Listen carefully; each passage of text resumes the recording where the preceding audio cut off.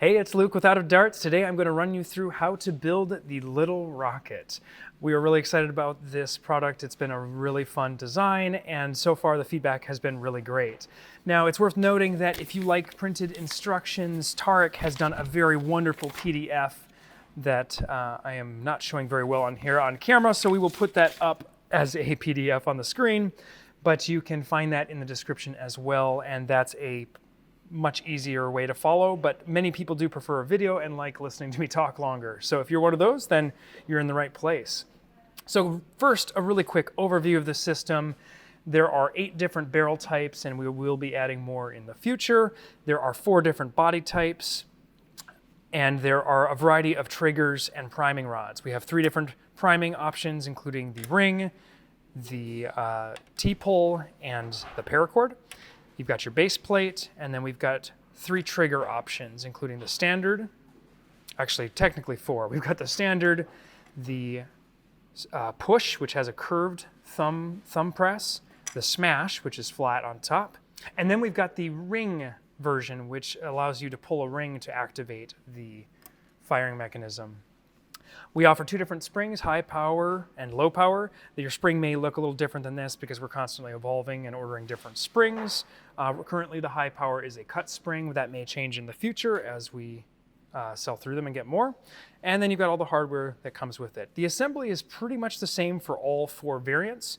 There's a handheld version, a right side mount version, a left side mount version, and a bottom mount. The bottom mount and the handheld have by far been the most popular because if you mount the bottom, you end up with the button on the top of your blaster. As far as the barrels go, we've got Boomco, we've got an inline triple short dart, we've got a triple or 6 shot if you use short darts, shotgun style blast. We've got a Mega, Rival, Standard Elite, Short Dart, and an Ultra. So here we've got the Proud Papa variant, and this is the bottom version, so the rail is on the bottom when you're looking at the trigger. As far as tools, you're going to need either pliers or vice grips to install the small pins. You're going to need some lubricant such as Super Lube or another grease for O-rings. And then you're going to need either a hex driver as we use in-house here, or really all you need is an Allen key, and that's an M2.5. We sell these on the site for about 50 cents, I think, maybe 75 cents, but it's in any standard hex driver set that you would buy, metric of course. So to start off, we're going to take our body. Now it's worth noting that this tube is already inside your blaster. So if you don't see this tube inside, you need to email us, but hopefully that's not the case. It's also worth noting that inside the blaster here are 4 square nuts, and these square nuts are what hold those 4 screws in.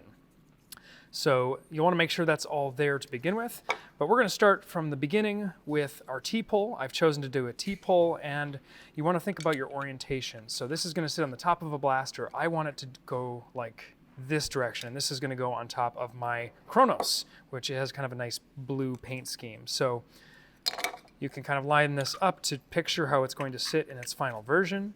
Make sure you get it in an orientation that you like, but you're going to go like that. We're going to put our spring in. Next, we're going to take our plunger tube. Inside is a square. Does not matter how this lines up. You just have to get it in there and connected. It's worth noting here too, I'm using my Easy Prime spring on this one. Next, you're going to take this center flange screw, and you're going to screw it in. Now, I have not built one in this method in a while because we have a sort of assembly line set up where there's a nice one-piece flow for the entire assembly process. So things have changed. It's a little different doing just a one-off. Next, you're going to take your O-ring, put that on there, and you're going to take your lubricant. And you can use a fair amount. You can't, I don't think, as far as I'm concerned, you probably can't put too much. Correct me in the comments. Could I possibly put too much? It's a very tight air seal, at least any tighter than it is now didn't improve anything. So we've lubricated the plunger tube. Next, we're just going to take this and drop it in here. I generally kind of start at an angle just to avoid getting any of that lubricant on anything. Now, it's worth noting it's a good idea to just kind of push it in and out a few times. Make sure you spread that lubricant around. After we've done that, we've got 4 hex screws to put in. I like to install one, kind of hold this down with my fingers because you are going to feel force from the spring. There is some pre-compression on that spring. And then you're going to take your Allen key or driver and drive that in. Now you don't have to wrench on this too tightly. It doesn't need an insane amount of pressure. Since we do a lot of these here, you can see we've actually got one labeled that's dedicated to literally this single purpose, and it's got a little slipper clutch on there so that you can avoid over tightening. So that's that clicking you're hearing.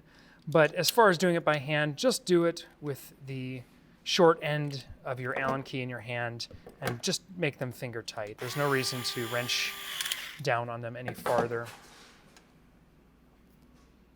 I'll get number 4 in here. It's really awkward looking at a screen and trying to put things in. All right, and that's feeling good. Next, we've got our, I'm going with the thumb. So thumb is really meant to like be pushed down with a thumb, whereas the smash version is meant to be, it's flat on the top, so it's meant to be hit with the palm. But we're gonna go ahead and put this in here. So you'll next want to take this part and your spring, and you're just gonna notch this in here or get this to catch, and it should hold the spring just barely. And you're going to line that up with a small divot that is right there. And then these 2 holes here need to line up. And I generally will take a pliers and start this to kind of get it in the right spot. And then you can use either a vice grips or a pliers to squeeze this together. So just to show you what I'm doing, it's essentially just squeezing together. Now I would recommend that you take a towel, paper towel, piece of paper, cloth, terry towel, doesn't matter what, and do that to actually avoid scratching. But just for illustrative purposes, I'm gonna go ahead and do it this way so you can see the whole thing. So there I've installed it, but you can see like I probably did do a tiny bit of scratching there. So it's good to use a piece of cloth. I just wanted you to be able to see it. Next, we're gonna take this front O-ring, and this is the barrel seal, and you're just going to shove this down in here. And it's going to feel like it's not going to fit, so just keep pushing it. I basically go around with my fingernail all the way around, and eventually it will just pop in place and fit. And I've never had one of these come out after I've done the install. Now, I also want to mention that you should not lubricate this O-ring. There is plenty of compression. We use that as a little bit of a compression space, both to get a good seal and to hold the barrel in place. If you added lubricant in there, you're just increasing the likelihood of dirt and grime building up, and there's really no reason.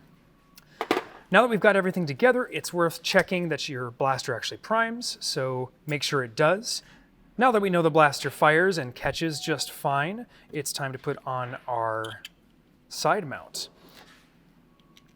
And you're just going to put your 2 screws in, push them all the way through, hold those with your finger, and set the other 2 hex nuts. The hex nuts should push in place. They should have a little bit of tension there. If you have problems putting them in, I find it's nice to just put it on a hard surface, like a piece of metal or something like that, so you can just kind of push those in. We didn't want them to be so loose that when you remove the side part that the whole thing falls out. So those hex nuts should stay put when they're in there. And again, I'm just gonna take my wrench. Normally you'd have a wrench, but I'm gonna use my little driver because it's faster. And there you go. The assembly is complete. That blaster is done and ready to fire. We can, of course, put a barrel on, and we are ready to go. All of the other units assemble in a very similar fashion, so the instructions are somewhat the same. The only differences being that the handheld version, of course, has no bottom. The different triggers all vary a little bit. The only one that is unique that you may not have in the base instruction here is the ring. And so the ring is meant to sit on a hand and be pulled. And the only thing that you change as far as the install is this part goes in like this, and then you've got a ring that will have a hex nut and a screw rather to drive in there, and this cord will feed through so that down the barrel you can pull this string and activate it. It'll make a little more sense when you put this together, but right now, since that's a little less popular, we'll cover that in detail on the sliding arm mount and arm mount, which are coming probably in about a month as we work out final production details and some sourcing. Hope you enjoyed this look at the build guide.